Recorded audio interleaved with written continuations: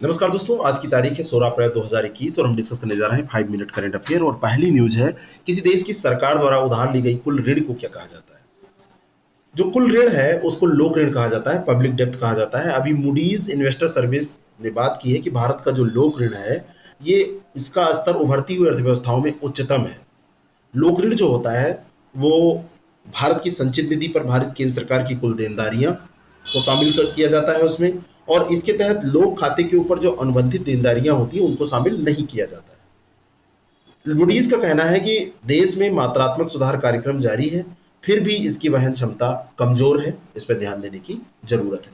Mettur Sarbanga lift सिंचाई परियोजना का कार्यान्वयन किस सरकार के द्वारा किया जा रहा है, तो ये राज्य सरकार है तमिलनाडु की। अभी एनजीटी ने इसको परियोजना पर जो रोक लगाने वाली मांग करने वाली आवेदन आवेदन जो था, एप्लीकेशन जो था, उसको खारिज कर दिया है। और मेटूर सरबंगा लिफ्ट सिंचाई परियोजना का कार्यान्वयन अब तमिलनाडु सरकार को करने के लिए अनुमति प्रदान कर दिया गया है एनजीटी के द्वारा। मंकी डेक्टाइल क्या है, तो मंकी डेक्टाइल उड़ने वाला सरीसृप होता है। मंकी डेक्टाइल सबसे प्राचीन सम्मुख अंगुष्ठ अर्थात उल्टे अंगूठे वाला एक उड़ने वाला सरीसृप है। और हाल ही में भी चीन के लियोनिंग में तियाओजिसन संरचनाओं में एक नवीन टायरोसोर जीवाश्म की खोज की गई है, जो इसे 160 मिलियन वर्ष पुराना माना जा रहा है। और इसे कुम्पेंगाटोरस एंटीपॉलिकेटस नाम दिया गया है, जिसे मंकी डेक्टाइल भी कहा जाता है। तो कुम्पेंगोटेरस एंटीपॉलिकैट्स या फिर मंकी डेक्टाइल, ये एक ही चीज है।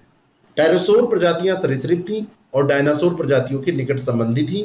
ये कीटों के बाद उड़ान भरने वाले पहले सक्षम जीव थे। रायसीना संवाद कब शुरू हुआ, तो ये शुरू हुआ 2017 में। ये अभी इसका 6वां संस्करण आयोजित किया गया। इस सम्मेलन की जो थीम है, विषय जो है, ये viral world outreach outliers and out of control, ये 2021 की थीम है।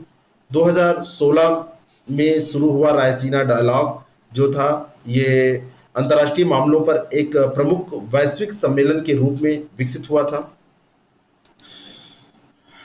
आपको बताना चाहता हूँ, यहाँ पे उत्तर ये गलत लिखा हुआ है, ये उत्तर होगा 16। कब शुरू हुआ, ये 16 में शुरू हुआ, 2016 में शुरू हुआ, 17 में नहीं, 2016 में शुरू हुआ। और ये राजनीति, व्यापार, मीडिया और नागरिक समाज के नेताओं को वैश्विक स्थिति पर चर्चा करने और समकालीन मामलों पर सहयोग के अवसरों की तलाश करने के लिए आमंत्रित करता है। हाल ही में खगोल वैज्ञानिकों ने एक नई सक्रिय आकाशगंगा का पता लगाया है। ये लगभग कितनी दूरी पर स्थित है, तो ये 31 बिलियन प्रकाश वर्ष की दूरी पर स्थित है। प्रकाश वर्ष से ये दूरी हम नापते हैं ना, लिखा वर्ष होता है, लेकिन ये दूरी की इकाई है। ज्योग्राफी क्लास में अभी हमने इसको सब पूरा डिस्कस भी किया है। नैरो लाइन सेफेर्ड 1 इसका नाम है, NLS-1 गैलेक्सी। और खगोल वैज्ञानिकों ने एक नई सक्रिय आकाशगंगा का पता लगाया है और इसकी पहचान सुदूर गामा रे उत्सर्जक आकाशगंगा के रूप में की गई है। 31 बिलियन प्रकाश वर्ष की दूरी पर यह अवस्थित है। केंद्रीय स्वास्थ्य मंत्रालय ने हाल ही में किसे क्षय रोग मुक्त घोषित किया, तो ये लक्षद्वीप और बडगाम, इसको अभी क्षय रोग मुक्त घोषित कर दिया गया है। और वर्ष 2025 तक संपूर्ण भारत में क्षय रोग को समाप्त करने की बात की जा रही है। और भारत से टीबी का उन्मूलन न सिर्फ भारत के लिए महत्वपूर्ण है, बल्कि समूचे विश्व पर इसका प्रभाव पड़ेगा। अन्य देशों को भी इस दिशा में आगे कदम बढ़ाने को प्रेरणा मिलेगी। हमारा जो ये प्रोग्राम चल ही रहा है, मतलब टीबी को हराना है, देश को जिताना है, भारत को।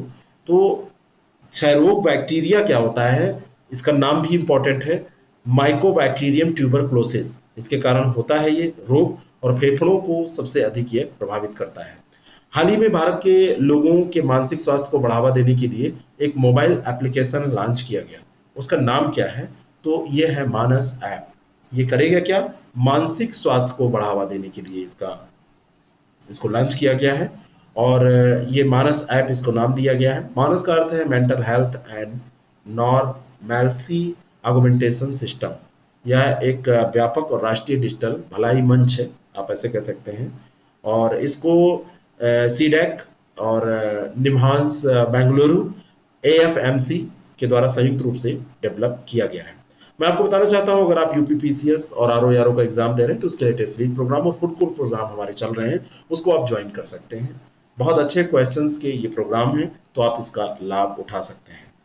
अगला जो प्रश्न है, हाल ही में फ्लिपकार्ट ने किस कंपनी के अधिग्रहण की घोषणा की, तो अभी एक क्लियर ट्रिप कंपनी थी, ट्रेवल और टेक्नोलॉजी कंपनी है ये, तो इसको अधिग्रहित कर रहा है फ्लिपकार्ट। किस देश ने बैंकों, बीमा कंपनियों और निवेश प्रबंधकों के लिए अपने कारोबार पर जलवायु परिवर्तन के प्रभावों की रिपोर्ट देना अनिवार्य कर दिया? तो ये अनिवार्यता की गई है न्यूजीलैंड की। न्यूजीलैंड सरकार ने अभी एक कानून पेश किया है जिसमें यह कहा गया है कि जो भी बैंक हैं, बीमा कंपनी है, निवेश प्रबंधक हैं, उनको जलवायु परिवर्तन के प्रभावों की रिपोर्ट देना आवश्यक है। अगला प्रश्न है, किस पाकिस्तानी खिलाड़ी ने विराट कोहली को पछाड़कर आईसीसी पुरुष वनडे बल्लेबाजी रैंकिंग में शीर्ष स्थान हासिल किया? तो यह है बाबर आजम, ये पाकिस्तानी क्रिकेटर हैं। आईसीसी पुरुषों की वनडे सीरीज में बल्लेबाजी रैंकिंग में वनडे में इसने क्या किया है, शीर्ष स्थान हासिल कर लिया है। उसने पाकिस्तान दक्षिण अफ्रीका श्रृंखला में 13 अंक प्राप्त करने के बाद जो भारतीय कप्तान है विराट कोहली, उनकी जगह हासिल कर ली है, उनको पीछे कर दिया है। Thank you very much. अगर आप इसका पीडीएफ चाहते हैं तो हमारे टेलीग्राम को आप ज्वाइन करें, जिसका लिंक ये दिया हुआ है, आईएएस प्रेप ऑफिस।